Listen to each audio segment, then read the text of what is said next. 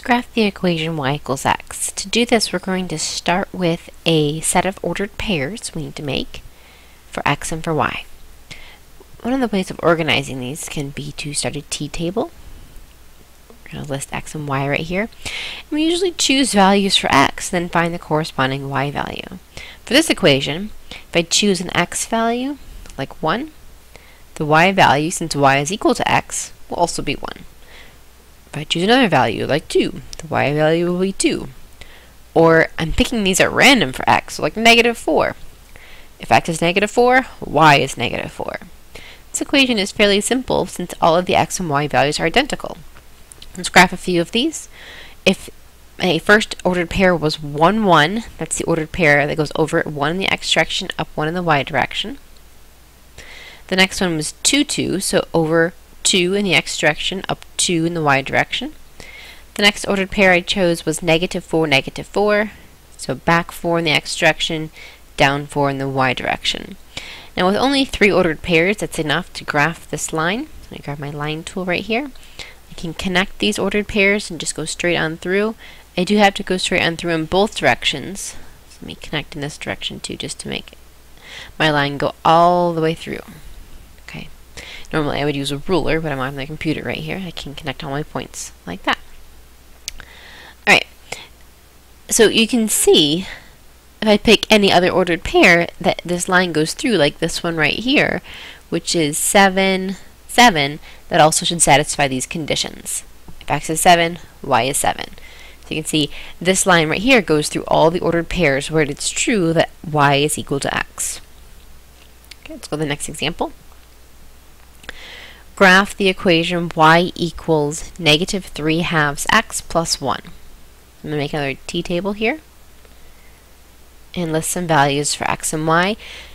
Now, it's kind of intimidating sometimes to have the entire world open to you. You can choose absolutely any number for x. So start with the best number to plug into any equation, 0. When I plug 0 in for x, that's going to make this whole thing 0, because anything times 0 is 0.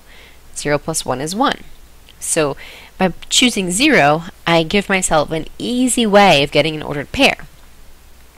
Right, let's just choose something else. I want at least 3 of these points right here so I can see where my line is going to be, so I can get my ruler to line up, and so I can connect them. I'm going to pick 1 next. Okay, it's usually a nice number to plug in. So let's look at this ordered pair. This will be y equals -3/2 times 1 for x plus 1. Okay, -3/2 times 1 is -3/2. Plus 1, let me get a common denominator, so I'm going to make that 2 over 2. So -3/2 plus 1, or -3/2 plus 2/2 is -1/2. Now that's not as pleasant of a point as I would like it to be, mainly because it's a fraction. So let's pick another ordered pair. Let's do, 0, 1, how about 2? Let's see how this one turns out. Okay, so the next ordered pair, if x is equal to 2, I've got -3/2 times 2 plus 1. 2 goes into 2 once, perfect. So I've got -3 plus 1 plus 1 is -2. Okay, now this one did not come out to be a fraction, which is better. And why did that happen again? That happened because this denominator 2 was able to divide into that number 2. So if I wanted to get another ordered pair that didn't have a fraction, this one's going to be hard to graph. It might be impossible to graph if I'm using my math lab. I can't graph fractional numbers. So let me pick a different number, one more number. Let's pick a number that when I divide 2 into it, it's going to go in evenly. So since my denominator there is 2, I'm going to pick, say, 4. I'm not going to do 3 because 2 doesn't go into 3. Alright, let's try again. So we'll do y equals -3/2 times 4 plus 1. 2 goes into 4 twice, so that's -3 times 2 is -6 plus 1 is -5. Okay, so now I've got a good solid 3 points right here that have whole number values. I'm going to plot all 3 of them and connect my line. 0, 1. starting at 0, going up 1.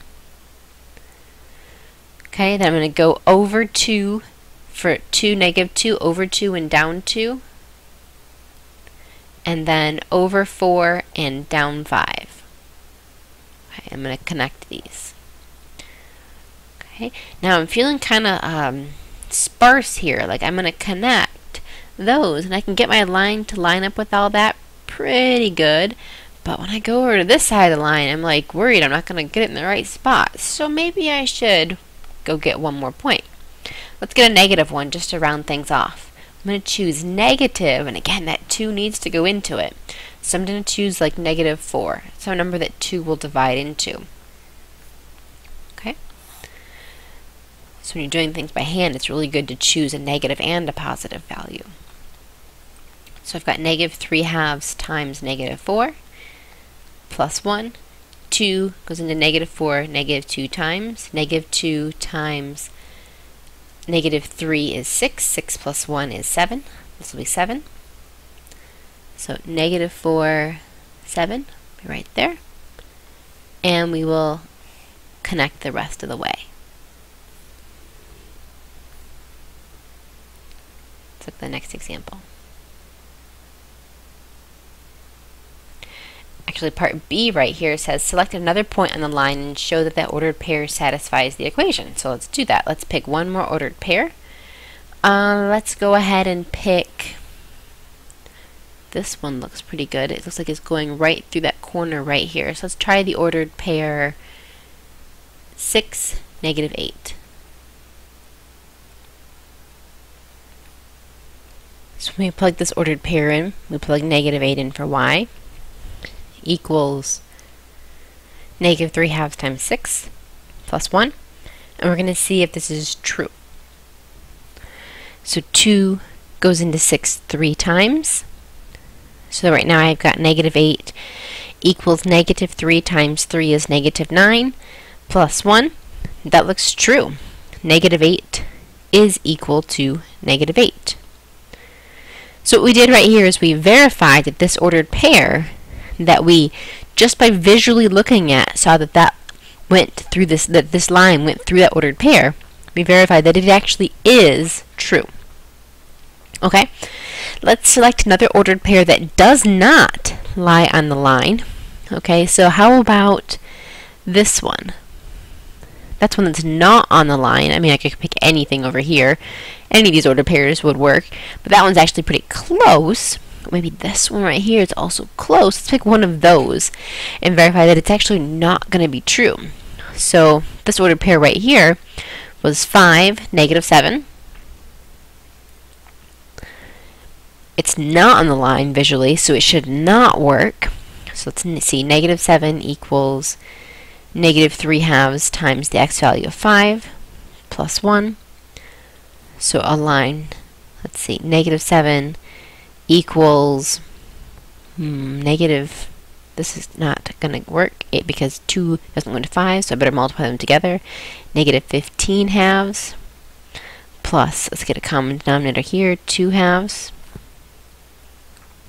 So negative 7 equals negative 13/2. And that's no, it's not equal. So again, it's a line that was, a point that was close to the line. You can see that maybe if I drew my line a little bit off, if I would have tilted it down just a smidge further, it might have looked like a hit. That would have been wrong because that point does not lie on this line. Okay, so that's one of the reasons why it's really important to get a lot of points.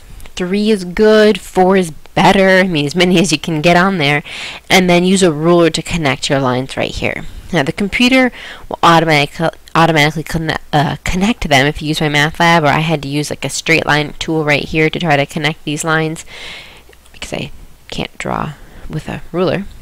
Let's see if I can get rid of that. It's just going to live there. Okay. Anyway, next example.